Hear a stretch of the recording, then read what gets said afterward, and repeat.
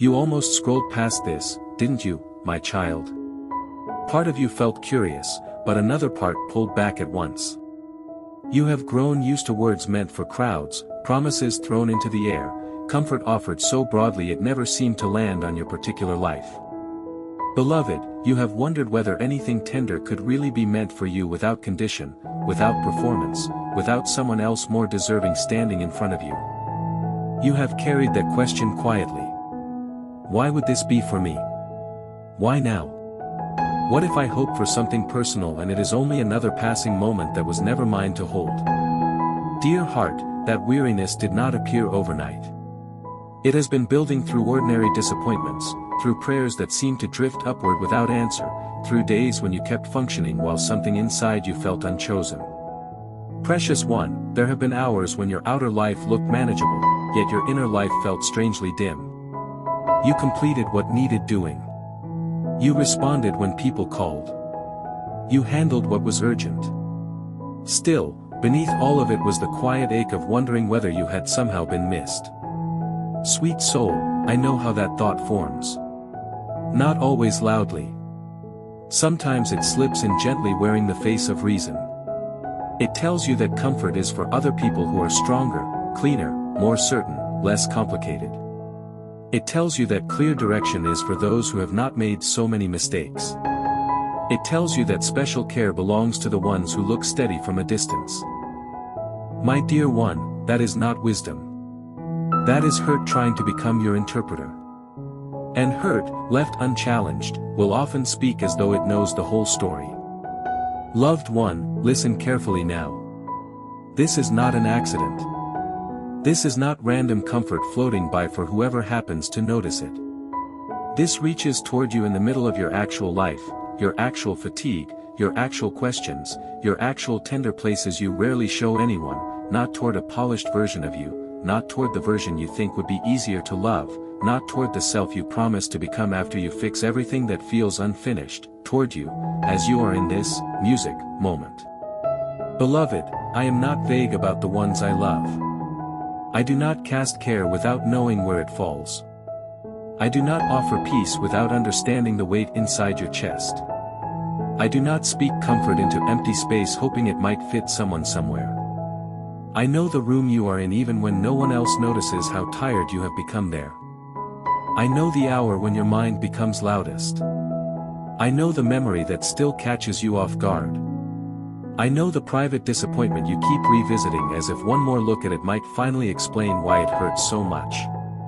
Dear heart, I know the way you can be surrounded by people and still feel strangely outside the circle of being understood.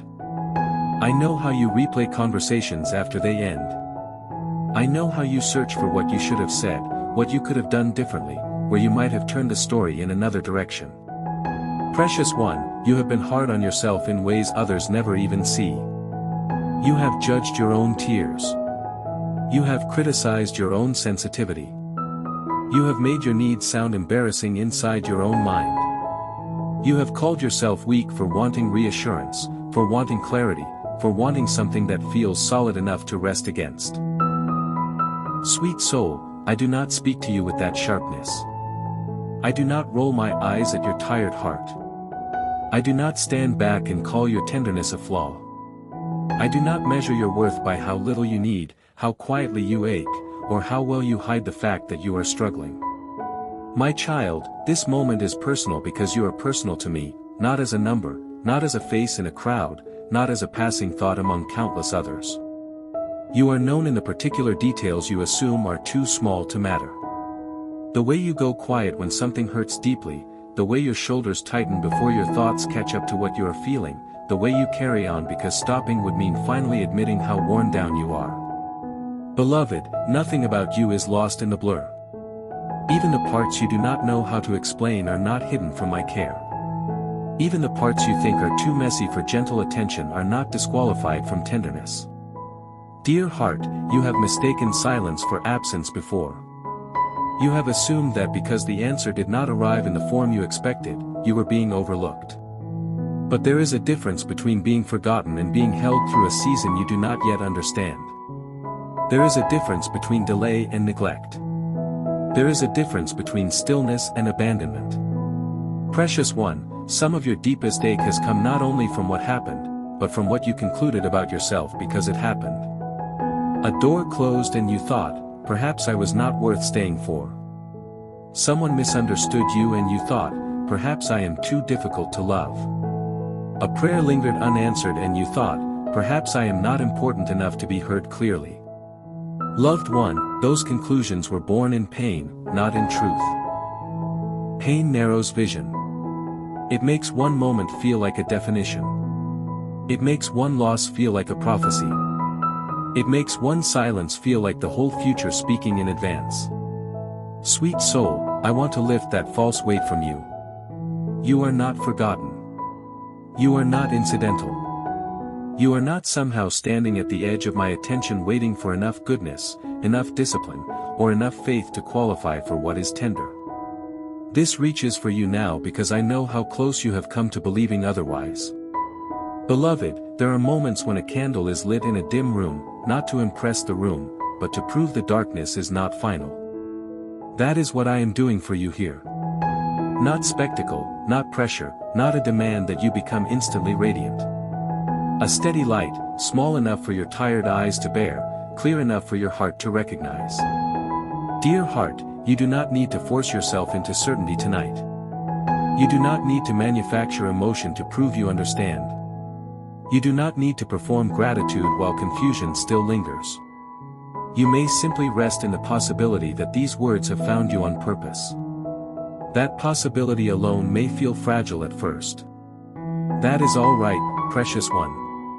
Healing often begins long before confidence arrives. Sometimes it begins when a guarded heart finally hears language that does not threaten it. Sometimes it begins when someone speaks with enough gentleness that your defenses do not know what to do. Sometimes it begins when you realize you do not have to convince me that your ache is real. I already know. My dear one, I know how exhaustion can make everything feel impersonal. When you are tired enough, hope starts sounding generic. Care begins to feel scripted. Kindness seems meant for another kind of person. And even beauty can feel like something you admire from a distance without expecting it to step toward you. Loved one, that numbness has not offended me. I have not turned away because your response was slower than you wanted. I have not demanded perfect openness before I draw near. I have stayed patient with the pace of your inner world. Beloved, consider how often you have tried to be strong by making yourself smaller.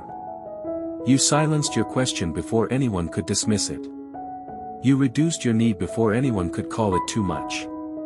You lowered your expectations before disappointment had another chance to speak. You called this maturity. Sometimes it was survival.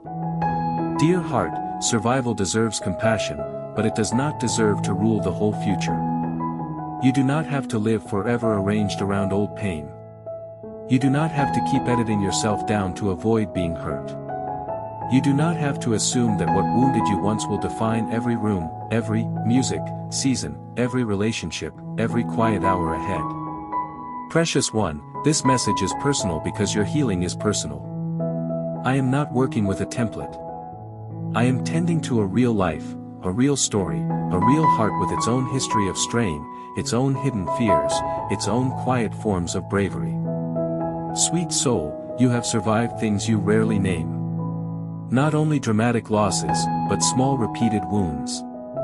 Music, being overlooked, being misunderstood, being the one who carried more than was visible, being expected to stay calm while inwardly you were fraying, being strong enough for others to lean on while secretly wishing someone would notice that you, too, needed a place to rest. Beloved, I have noticed. Not once. Not occasionally.